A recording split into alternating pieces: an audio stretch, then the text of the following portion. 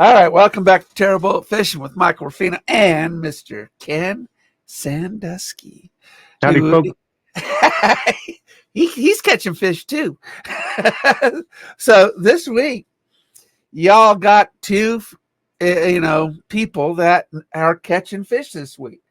So I was on Lake of the Woods yesterday. If you go to my YouTube channel, you will get seasick. And last Friday, when I was at the lake, I was catching smallmouth bass at 20, 25 feet deep on a surface temperature of 71 degrees. And I was confused because I was catching them deep. 71 degrees, I should still be using topwater. But then I went there on Monday, same spot, and they're still there. So what's happening this week? So by the time you hear this, the inversion will finish at Lake of the Woods. Because on Saturday, a big storm hit with sheets of water and lots of hail at Lake of the Woods. And the bass on Friday knew that. And what ends up happening this time of year is that warm water fish will, in the fall inversion, will follow the thermocline down. They'll just follow it because they feel the temperature change. They know what's going to happen. And I just didn't listen to them on Friday. Well, I kind of did because I went to the same spot on Monday. And so the thermocline is the barrier between hot and cold, or warm and cold. It's not really hot, but warm and cold. And it disappears and then regrows in a very short period of time in our neck of the woods. And so if you fish Lake of the Woods on Wednesday this week, there was no thermocline. And all the fish are mixed up and they're sharing the same water column, but they're confused. So it's hard to catch a confused fish. So fishing was harder, but they were all sharing the same water column. Now, tomorrow, if you go to Lake of the Woods this weekend, the trout can be caught from the bank because they were deep and now they're not. And understanding inversion and the thermocline, the barrier between the two temperatures of water columns, is important for this time of year, because if you were at Lake of the Woods a week and a half ago and you went to the same spot today, ain't going to be there. Just not going to be there. You might catch a bass when you were fishing for trout. You might catch a trout when you're fishing for bass. Hey, you don't know. That's the fun of fishing. And even Ken knows all these secret little holes and these little ponds that some of them don't even grow a thermocline. And, deeper waters have thermoclines. So, Ken, what did you catch from the bank of your secret spot? Modoc County is kind of known for our largemouth bass, and so very few trout opportunities in the summertime. So I do a lot of bass fishing in the mini ponds and reservoirs dotted throughout Modoc County. I think it applies as much to those smaller bodies of water that don't develop a thermocline as it does to larger bodies that do. That often the bigger predatory fish that we're chasing are just as much set up on their prey and the behavior of their prey as they are on their own temperature needs. They'll often exceed their tolerances one way or the other for short periods of time to access abundant prey species. Now, the kokanee and other cold water fish in Lake of the Woods have a tendency to suspend at that depth where they can find their ideal temperature, and the predaceous fish will go and suspend with them in order to take advantage of that conglomeration of prey. So not always is it just the fish looking for the temperature that they want. It could be that they're chasing fish that are doing that and, exceeding their tolerances in the process. Yeah. And this time of year is fun because as you just described, the warm water fish are gorging right now. I mean, because they're just getting bigger and bigger, and they're just eating, they're swallowing big old bait right now in order to suspend themselves, for, sort of be dormant during the winter months when that lake freezes over, hopefully. And the brown trout, which is probably, I mean, you got two of the largest fish in that lake that can be 10 pounders plus, and which is largemouth and brown trout. And they are just going for it right now. And it's just a lot of fun. I mean, even when the lake freezes over, which is your extreme of cold water on top, it's easy to, I mean, you can catch brown trout and salmon in a 16-foot depth through a ice hole. And it's a lot of fun. Now, you're not going to catch a largemouth bass. Sometimes we catch a smallie. He'll come up and he'll eat something and he'll go back down. So sometimes you catch that. But right now, these fish are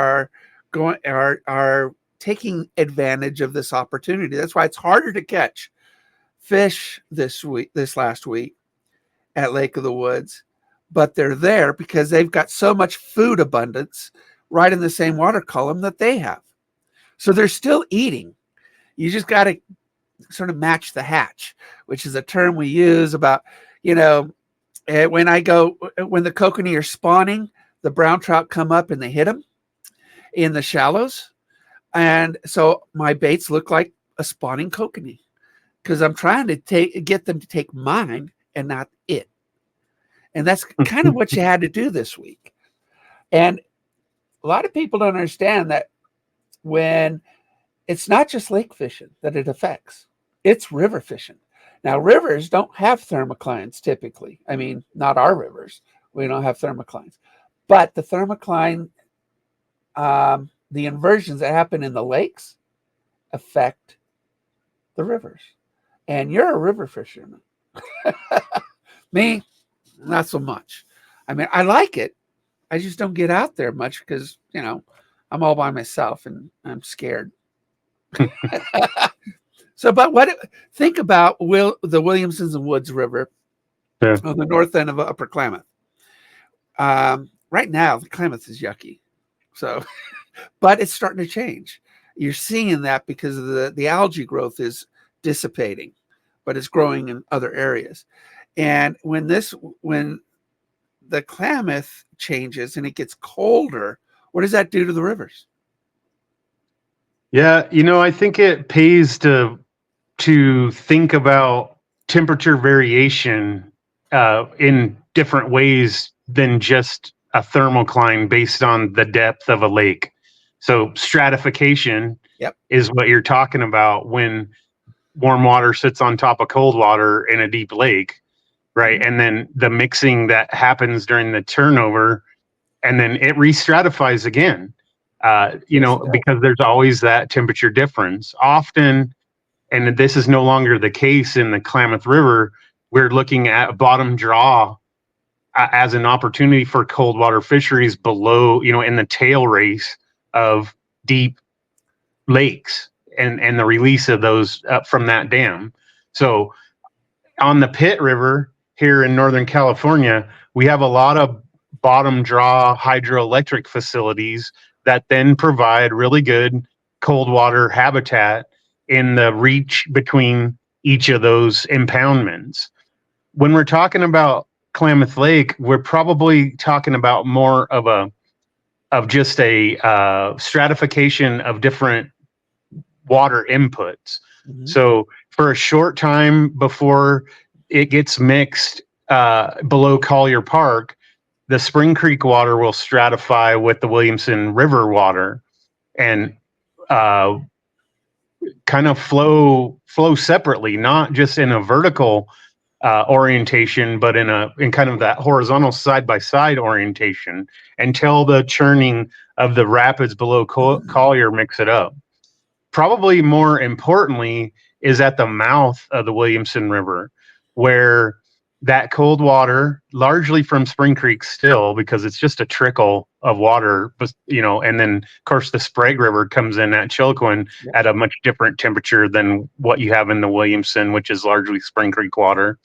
Probably mixed by the time it meets the mouth, but then pushes the warm water out from around the mouth of the lake and creates it's not necessarily stratification, but a differentiation, and it can happen really quickly between the river water and the lake water.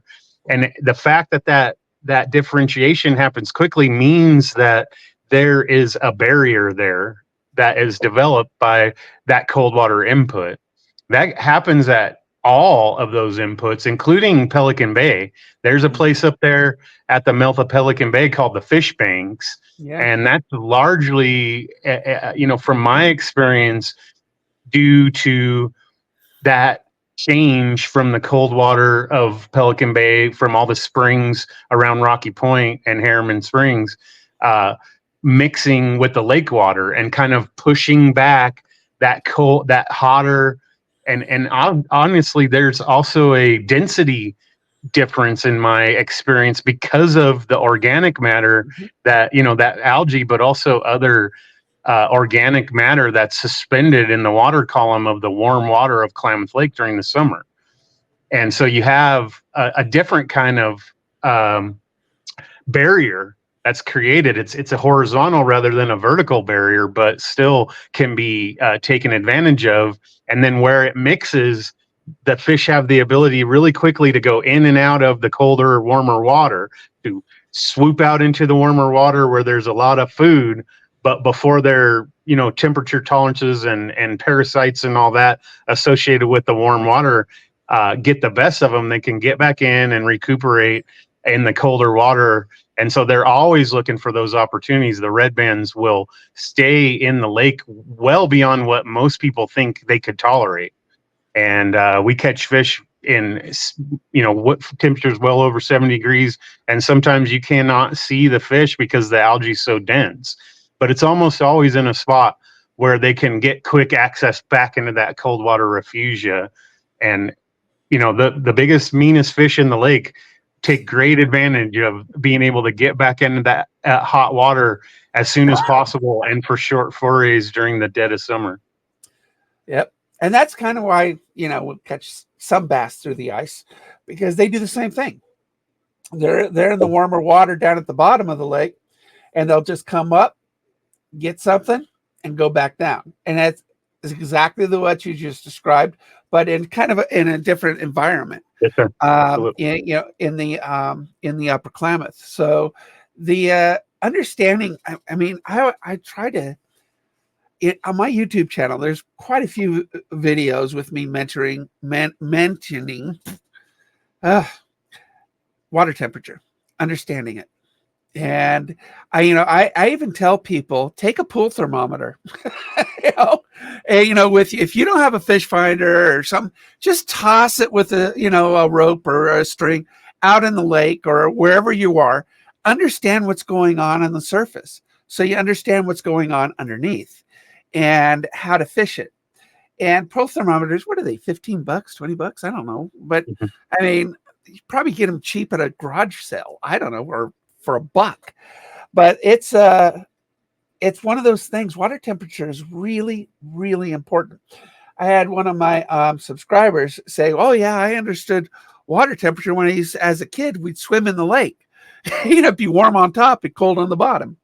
Well, that's great, because we do understand that as children swimming in a water body, but as adults or even as fishermen, we just don't understand how it affects fish. And this time of year, things are going to change very, very quick. In fact, at the airing of this broadcast, we'll have a temperature in Klamath at about 50 degrees, and we'll have freezing overnights. And those things change. the water temperatures, and then of course the fish's ability to feed and acclimate and travel. So it's going to limit their travel, and then do things like you and I just mentioned about getting food. So it's kind of an exciting time of year for me, because I like to see these changes. I don't know what it's like, for you, but I like it. It's fun. It's fun to, when you get good at fishing, it's fun to develop a new pattern, right? Yeah. So you get into, especially when you fish the same water body or group of water bodies regularly, you get into a rut, and you can catch fish a couple of ways in a few spots, and that's the pattern that's developed. And Yep. anything that kind of shakes that up, it puts you in almost on a new water body for a short amount of time, and then you get to go through your process again to develop a new pattern. And it's fun. It's fun to Yep. pattern fish and figure out how to catch them again, whether that be going to a new lake or river on a regular basis, or taking advantage of these opportunities where water conditions change significantly. Yeah. I don't know if you ever watched the movie Endless Summer. It's an old movie where it's a surfer movie, but I'm from Southern Cal. And these guys from Santa Cruz, they want to surf waves through the entire calendar year.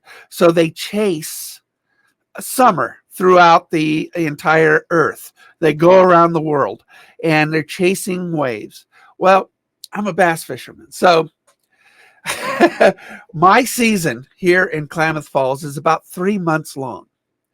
And then it's gone for the most part. But for like a month and a half, I'm catching a ton of fish. So this time of year, where Klamath or one lake will have a turn, a lower elevation lake will still be warm.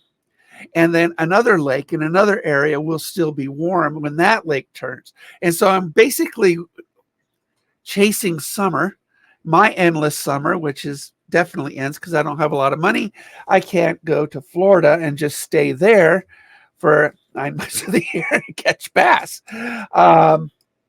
But when you're fishing, this is where you may change not only your technique on that water body, but maybe even chase it, for a week or so, go down to a lower elevation or a different lake with a warmer water body, or colder. For all depends on the species that you like to catch. But like in your neck of the woods, it's bass season year round. I wouldn't go that far. We have a really cold winter, and Oh, you do? But there's a lake nearby my house here where we do catch bass through the ice regularly, but we're able to get easily onto the deepest part of the lake, and they're hugging the bottom, and they got to eat even when they can't barely move, at least sparingly. They eat a lot less, but they still have to eat. And if you put it in front of them, they're not going to turn it down. We catch a lot of bass through the ice in that lake, but some of the more shallow lakes where, when hugging the bottom means burying themselves in the mud, and, the smaller the fish, the less it has to eat. So, if you do get one when it's cold like that, it's probably going to be one of the bigger fish. Yeah. That's awesome. You almost have to touch their nose with the bait. It's like bedding bass. Bedding bass do not like to leave their beds, in the spring. And so you basically have to walk your bait right across the bed for them to get so intimidated by your bait that they'll hit it. I don't fish bedding bass. A lot of guys do, but I don't know. In cold water, you're right. I mean, my season's ending. But there's plenty of fish to still catch. I know. I now understand why fishermen up here and in this neck of the woods, are trout fishermen and salmon fishermen and steelhead fishermen, because there's colder water longer in certain bodies that they have a longer season. where a warm water fish up in this part of the country, it's just a short season. And we, my wife knows she's kind of like a football widow, but a fishing widow, during the summer. You know what I mean? Where she's a fishing widow. I'm fishing all the time this time of year, and because I know it's going to end really quick. And this week, it was so depressing, but still exciting because you are catching bigger fish. Unfortunately, I had to keep one of my smallmouth bass, and it was a good sized bass because he hooked himself in the rear gill and inside his throat, and I couldn't get it out without severe damage. And so I always release survivable fish. This one didn't. I filleted it and gave it to some kid's mom, and she was very happy. So it's filleted. I mean, it makes a good sandwich for the kids. My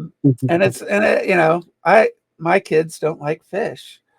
I don't know why. It's good omega-3. Eating fish is very, very healthy when it's from a good source. You don't want to eat, southern part of Upper Klamath trout. If they don't like fish, they must not have tried a fish taco, because I love fish taco. I never had a bad fish when it was on a taco. Exactly. Or we should totally do a show on cooking. Yeah, there you go. I kind of have to make it look like a chicken finger. So I got to bread it, deep fry it, and then sneak it in there with my kids.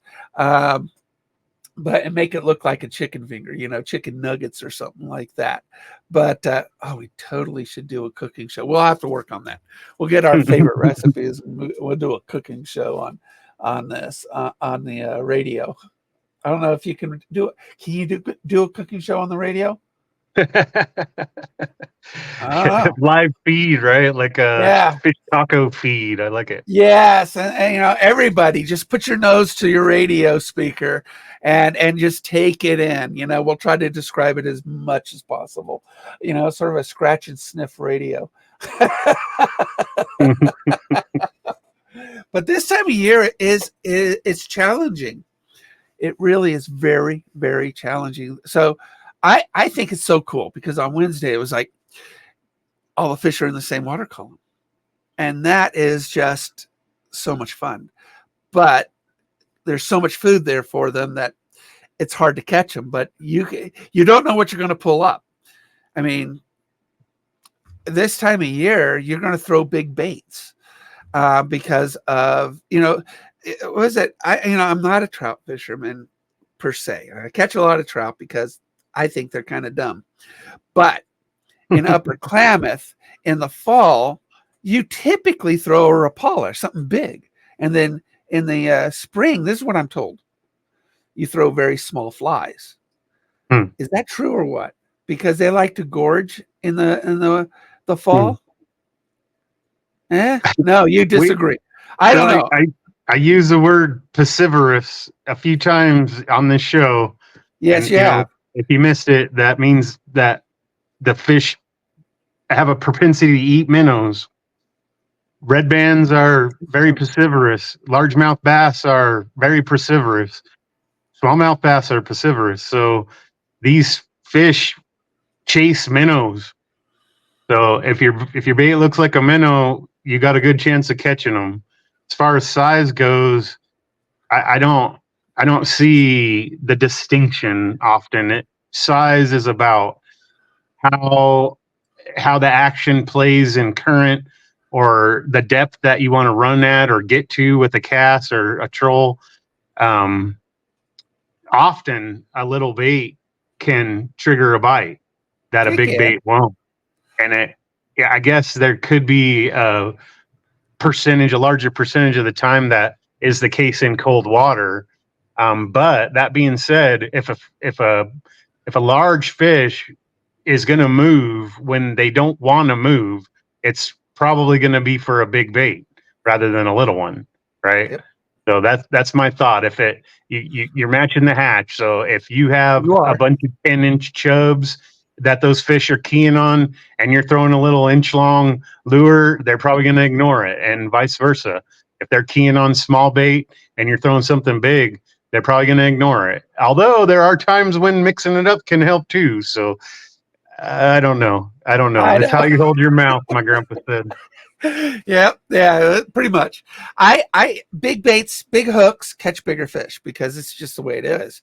Yes, sir. Yeah, a little fish that can't put its mouth around an 8-aught hook, and so you really limit your catch, but you're targeting a much bigger fish. And I do fish 6 to 8 inch baits a lot in the summer.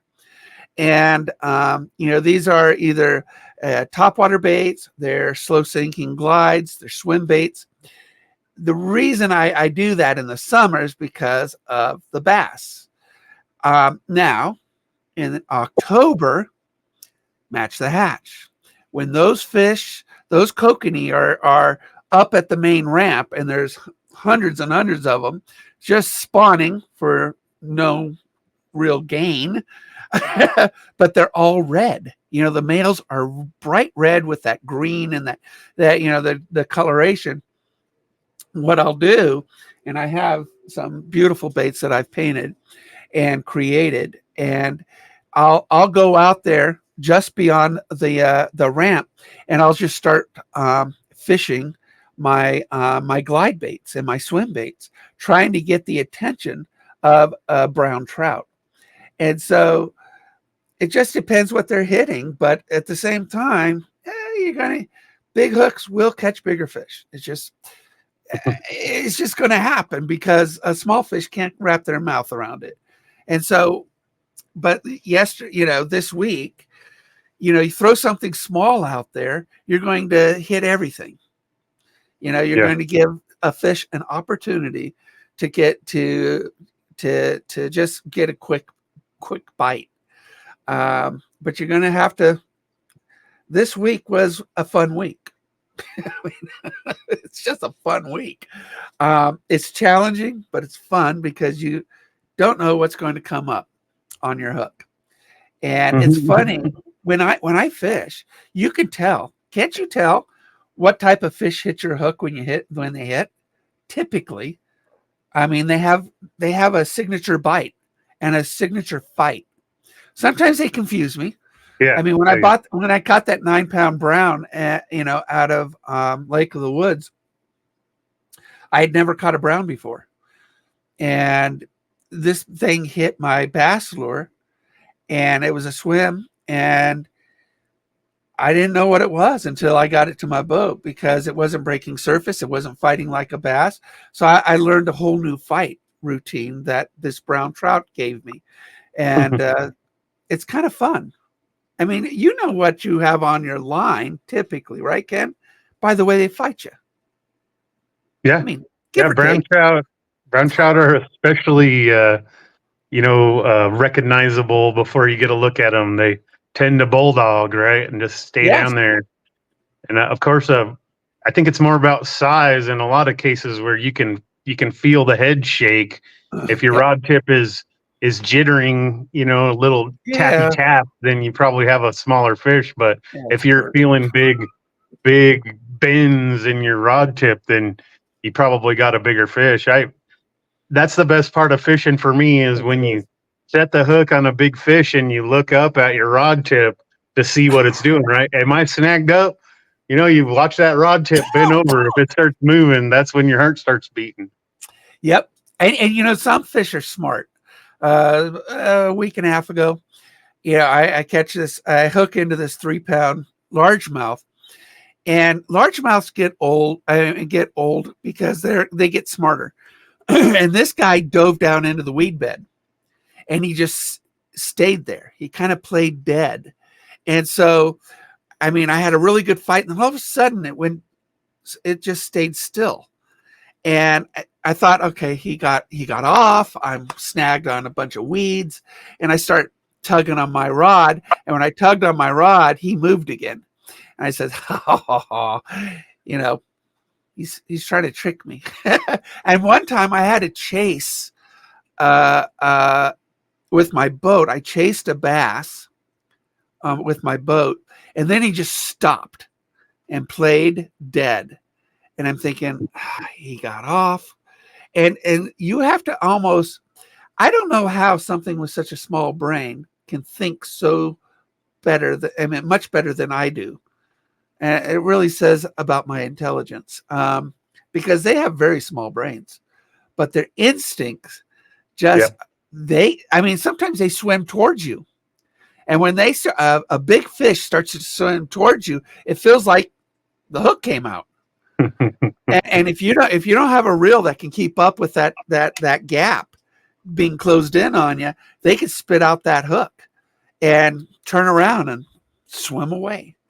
I mean, some fish are smart. I mean, I don't give a whole lot of credit to a perch. Kind of dumb. And there's a derby coming up. So we say, I should mention this right here. I'll be helping running the Lake of the Woods fishing derby on the 14th of September. And we give away a lot of prizes. I'll give away a lot of stuff that I made, a lot of baits, stuff like that. But it's free to go and fish at Lake of the Woods on the 14th and just win stuff. And I try to make sure all the kids get something good. I try. I don't know, how well I'll do this year, but the person with the most perch wins a pretty big prize. And last year, I think it was 150, give or take, 150 perch by that person. And that's how dumb perch are, just a little jig, 1 foot off bottom, start pulling them up.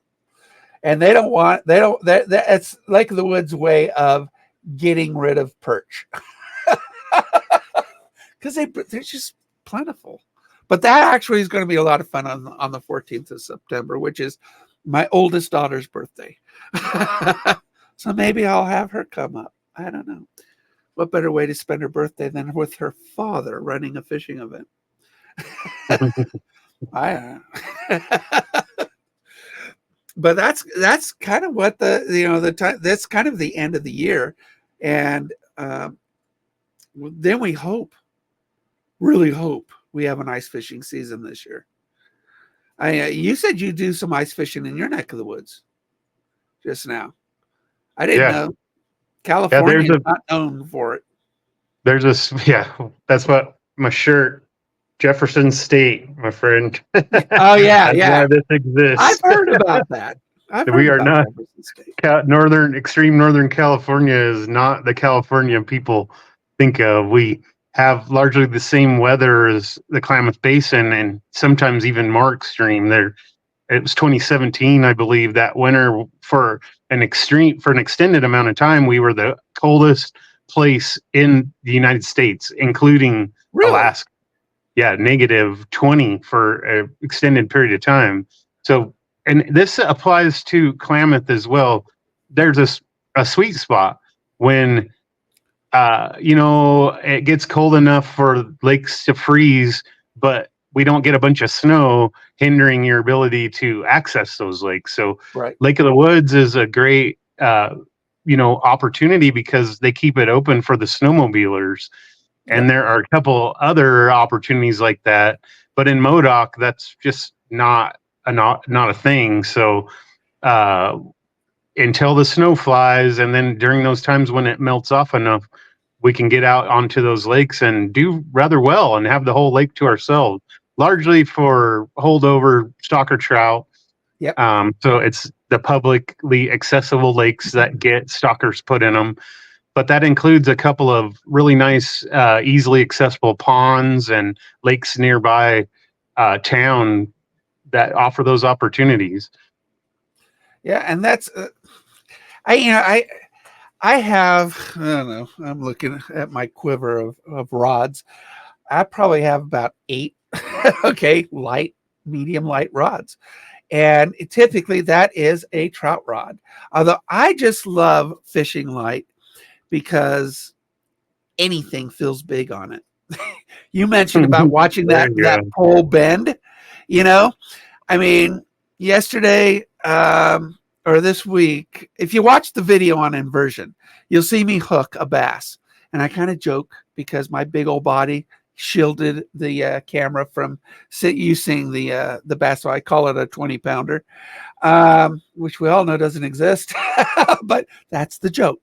But you'll see my rod on my ultralight. It's a 7.5-foot light, and it is just bent over as I reel in this bass. It was only about 3/4 of a pound, but it was so exciting. And I happen to really love the fishing with light tackle because everything feels big.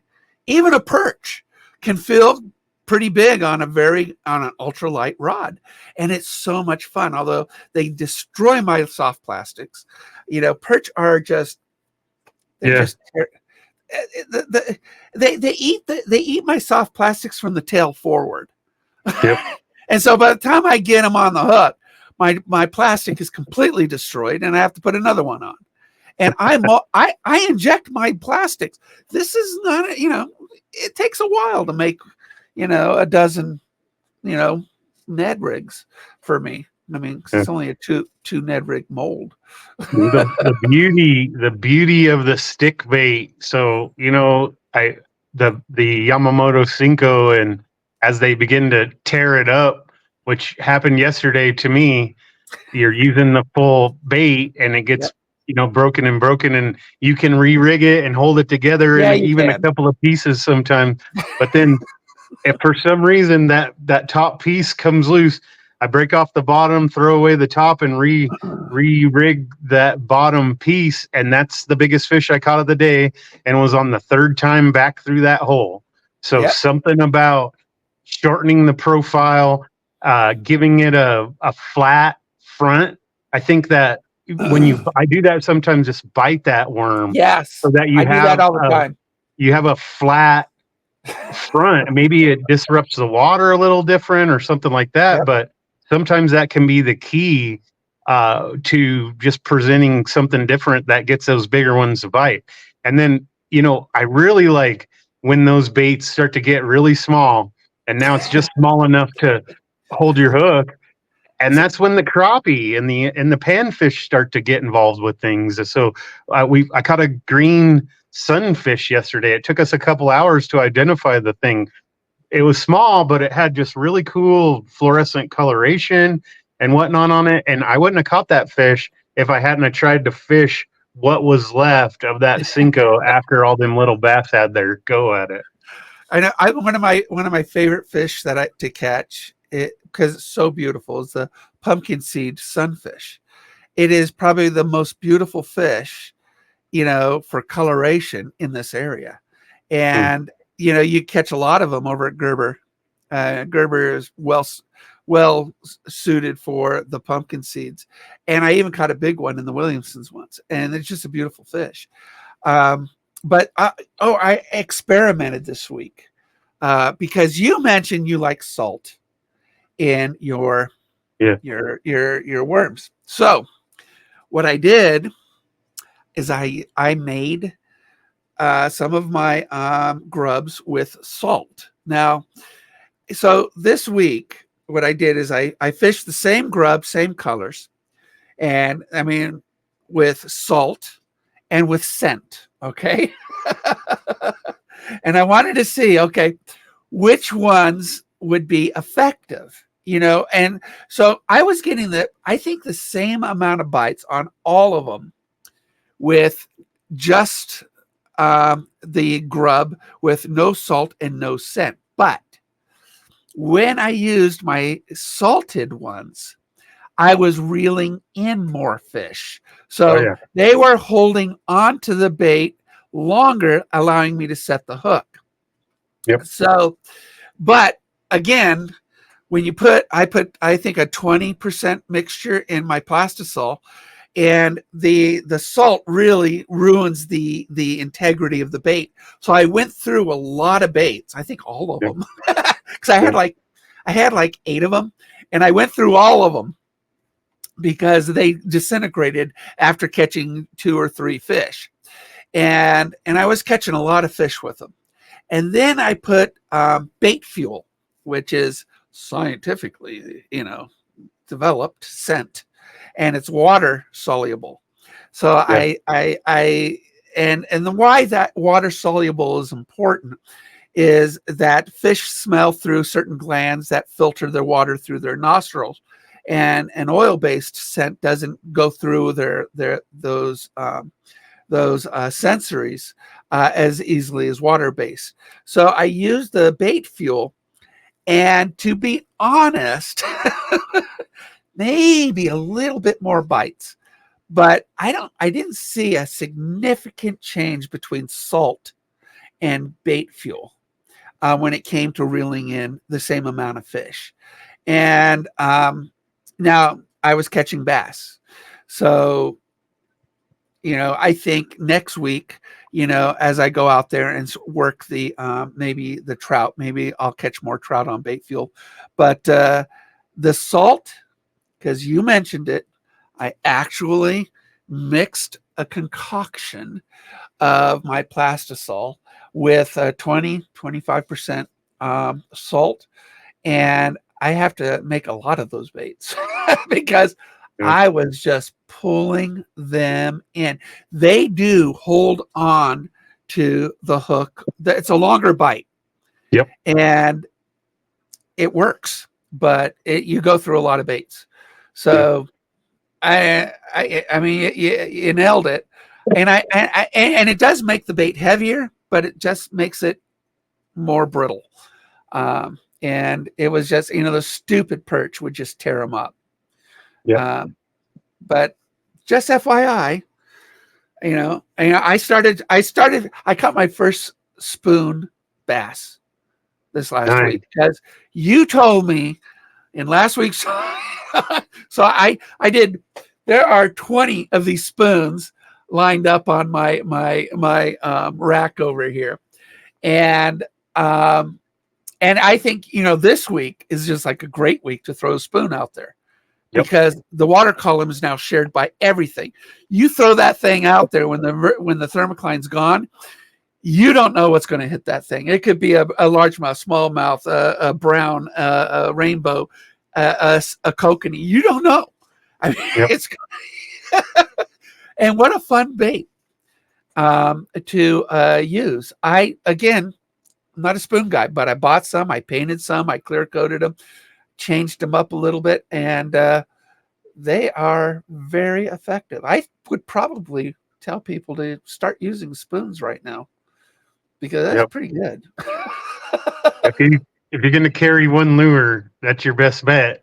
But I mean, just keep in mind that it's not like a spinner. It doesn't work for you. You got to work it. So they're going to pick it up on the drop almost always. But I mean, you can throw it in a lake, you can jig it, you can troll it, you can cast it, you can throw it in a river, you can catch any species on it. But it is about a lot of people don't think spoons work because if you're just casting and reeling, it's not gonna work as well. You got to impart action. So pops and drops and burns and jigs, whatever you can do to make it look a little different, and then remember what you did when you get a bite and try that again. Yeah. And I'm a rookie spoon person, but when I threw it in front of my boat, I wanted to see what different, because you mentioned about the drop and the way it flutters down, like a leaf, in the wind, it just sort of flutters down. But then I wanted to see what it would look like nice thing about Lake of the Woods, it's very clear water. So you could just toss it out there and you could see what different speeds, different twitches do to it. And I had literally for an hour, I was learning how to work a spoon because it was a bait I don't use. I just don't use it. And you swore by it. And a lot of people do. I mean, people always say, okay, if you're going to have one bait, you're going to go with a spoon. Me, I always tell people, put a spinner in there, a rooster tail or something like that. I mean, that not actually nearly works as pretty versatile. good. Yeah, you can't fish a rooster tail in all those different ways. Yeah. And you know what? You told me that. And I had to see it for myself. I really did. I always teach my listeners and viewers to learn the bait. And with a spoon, I had to learn it. And it took a while for me to learn that bait. And then when I learned it, I knew what it was doing, and I knew the way you described it in order for me to catch, some fish on it. And I think it's a great bait. I really do. I mean, I painted 20 of them. I got 30 more to paint different. And I actually used a brown trout design that I had painted, a big one, and I put it on my heavy rod. So fun one. So anyway, I say spoons. I'm not completely converted to a spoon, but it's definitely in my tackle box now because I like using a variety. Ned rigs right now are working really, really well for me. And a Ned rig, everything hits it, from a crappie to a perch to trout and bass. I mean, a Ned rig is, again, kind of like a spoon. You can fish it lots of different ways. And, because you have different presentations, you can catch different fish. And they all can bite it. And big fish do. Yep. Yeah, the Ned rig is a little too snaggy when you're fishing in the weeds. So Lake of the Woods, if you wanted to get over and chase them in the tules or one of those weedy areas, you'd want to switch to something weedless, and that's the limiting factor at most of the places I frequent. Is an open hook is not an option. So I do use an EWG, an extra wide gap Ned rig, and when you use an extra wide gap hook on your Ned, which they make them, and I got lots of them, you can go ahead and skin hook your bait on it, and then just throw it wherever you want. And a lot of people forget how to, skin hooking, which is just tucking the tip of the hook into the plastic, allows you to fish that thing anywhere you want and still give you a fantastic hookup. But the weight sometimes also becomes an issue in riprap, where it's not the hook that's hanging you up, but the jig head getting wedged between the rocks. I will share, if you are fishing with just a weightless rubber bait on a wide gap offset, and you're turning that thing around and skin hooking it back in a weedless fashion, and combined with the technique that we just spoke about shortening your Cinco, right? I like a little bit a wood screw. If you get that thing all rigged up, and then you screw a wood screw, the appropriate size and weight, into the head of the bait, now you have an extremely weedless and snag proof bait that also gets down in the water column quickly and hugs the bottom. I always carry a little assortment of different sized wood screws with me to be able to weight my plastic down to the bottom. That is an especially good trick up at Howard Prairie. You can get worm weights, which is basically just a fancy wood screw. Yes, sir. Yep. So you can take a worm weight and do exactly what you just said, and it just pushes right into the end of the worm. Now, I have these VMC brand Nico skirts, and a Nico skirt is a worm weight with a skirt on it. And so now with a regular worm, you can push this in and it gives it a completely different look. And it has these trailers on it, and it not only does it elongate it, but it gives it more flash. So there are some really neat things that you could do with soft baits that you can't do. Although I do some things with hard baits, adding, a willow tail spinner hook on the back end of a hard bait elongates it without adding weight, so I could still use it on my ultralight stuff, and gives it more flash and a swim pattern. In fact, that 9-pound brown that I caught, which is, you can see me catch it on a video on my YouTube channel. that actually was on a lipless crank with that willowtail on it, which elongated it and gave it more of a shad swim pattern. And it hit it. So sometimes changing up even a simple bait in a different way is really a trick to maybe really catching more. But like you said, I use my teeth and bite off a lot of my plastics a lot in order to create different presentations. So sometimes somebody will watch me fishing, I'll bite off the head of my it might be a craw or something like that. Not a real craw, but plastic one.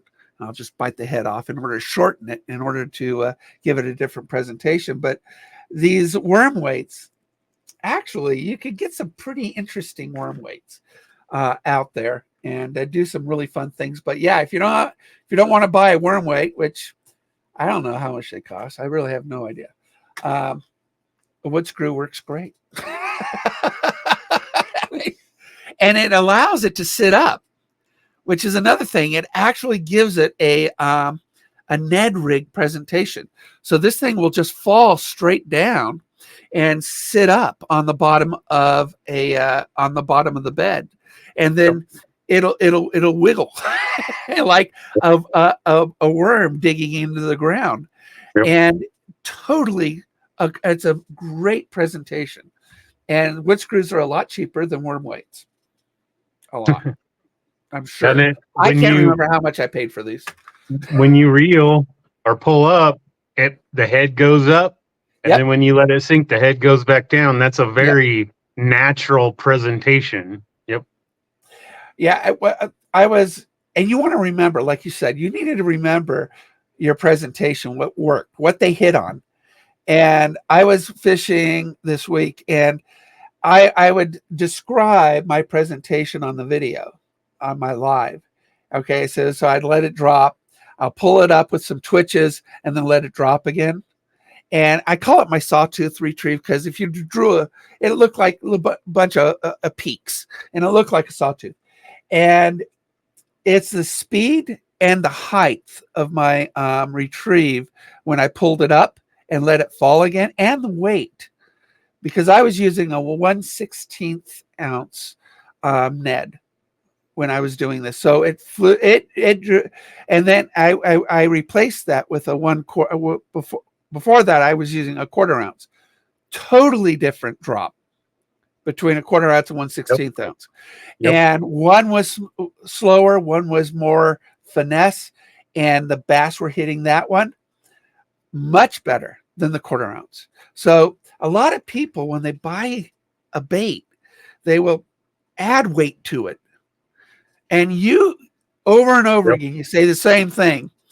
Do not add weight to it.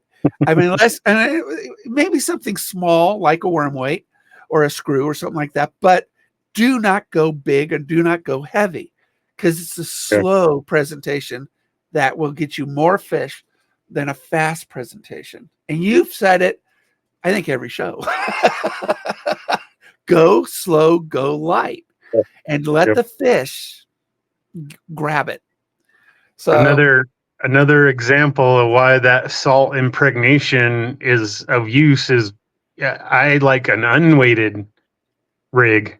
Yes. So that with the salt, it holds water, which gives you the weight you need to cast, but then maintains near neutral buoyancy, so that downward flutter is extended a lot.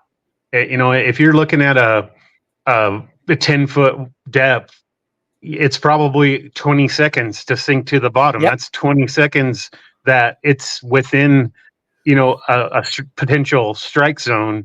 And regardless of where the strike zone is, it's in there longer than if it's weighted. And then the retrieve needs to be nice and slow, because every time you pop it up off the bottom, you want to give it that chance to flutter back down. If you're impatient, then you might as well put a weight on there and worry about getting snagged up. But if you want to catch fish, then an unweighted presentation can sometimes be the best. And that's the advantage of an ultralight system. because you will catch more fish with a lighter rod. You just, Yeah. I mean, it works.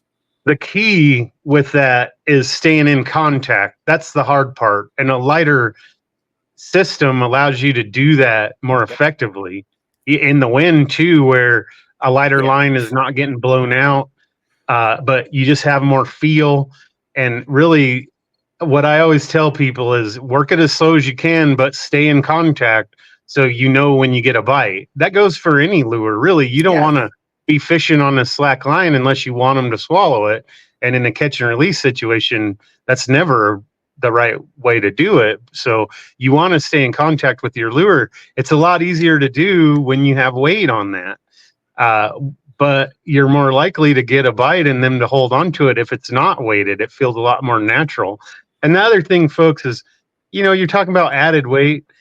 Keep the profile as minimal as possible. I see a lot of lost lures with the snap swivel.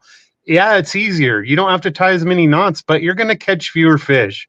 There is absolutely no reason to use a snap swivel with a lure. Use a barrel swivel with a split ring in order to minimize twist, but get rid of those snap swivels. I use them to connect the sinker to the bottom of a crappie rig, and that's about it. There's really no reason to use a snap swivel with any lure. There's one reason to use a snap swivel: laziness. Yep. That's it. All the values that a snap swivel can bring can be gained through the appropriate knot.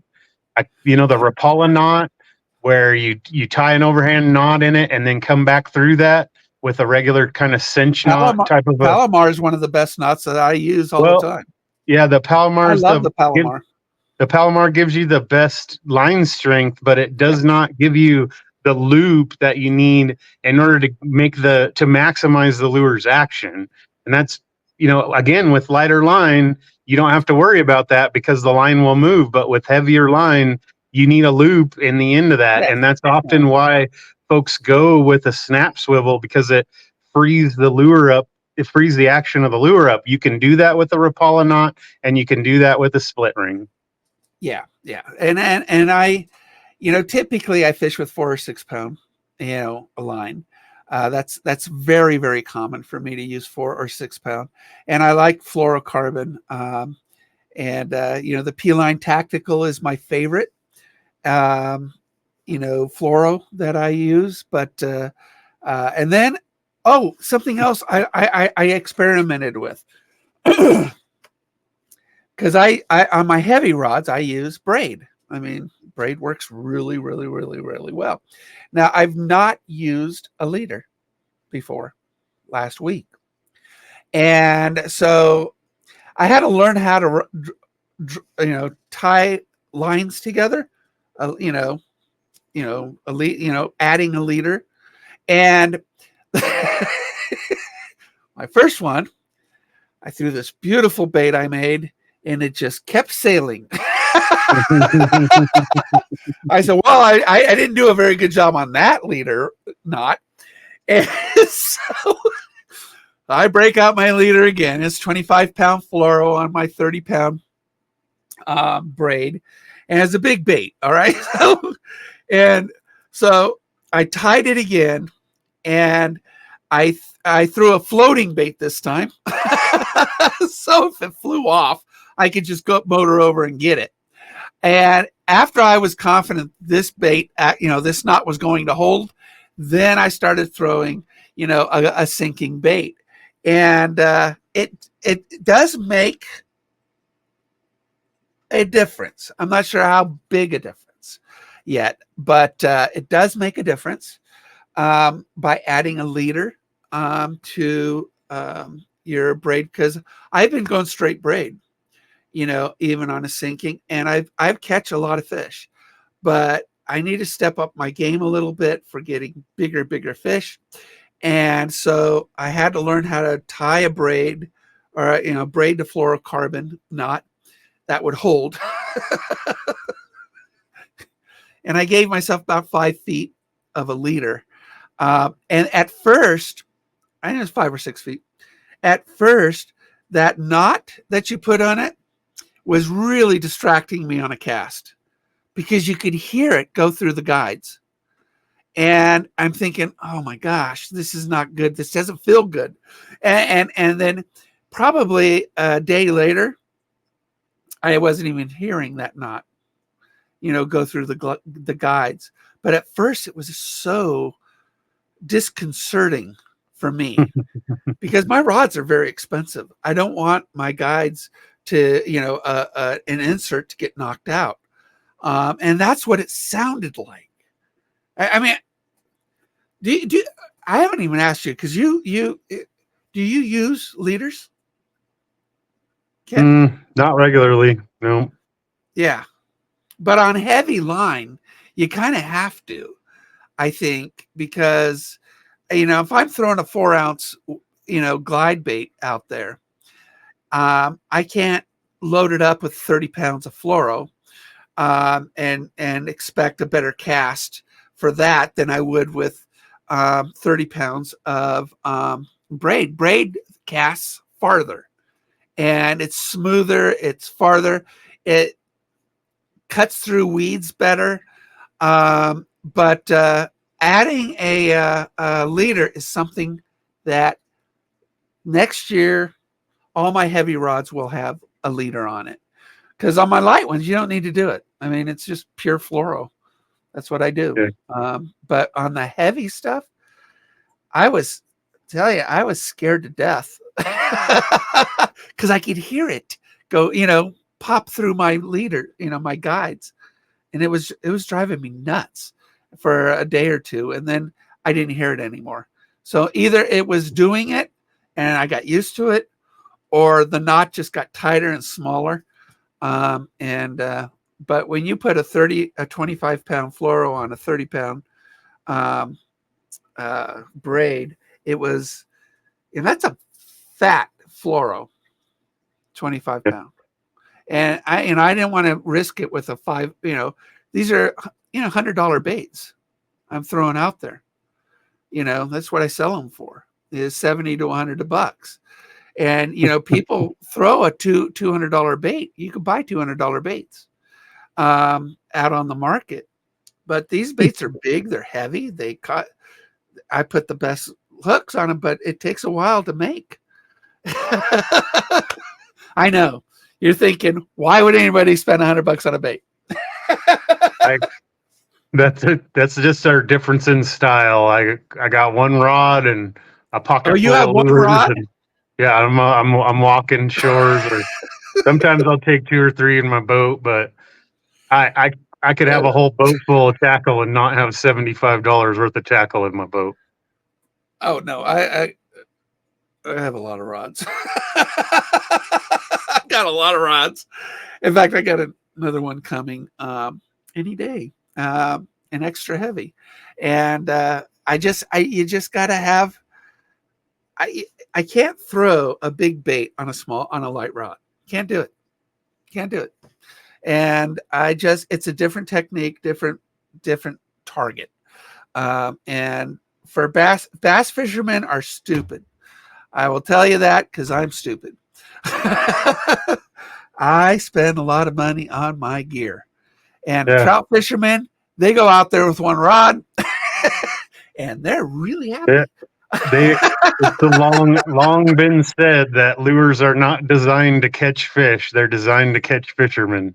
Well, yes, I would agree with that, because, I will paint certain lures and it'll look like something a guy would buy instead of a fish catch. But typically everything I paint will catch a fish, but so will a block of wood. You throw it enough, a fish will hit that hook. A beer can tab on a hook will catch fish. Yep. I totally agree. People, I mean, look what we fished with as kids.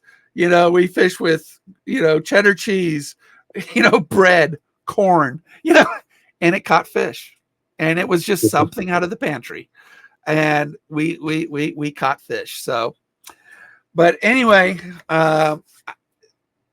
everybody, just to recap, the inversions, be aware of it and understand what it does when the water turns, or what it does to those bodies of waters that feed into these bodies, and the temperature change between cold and warm.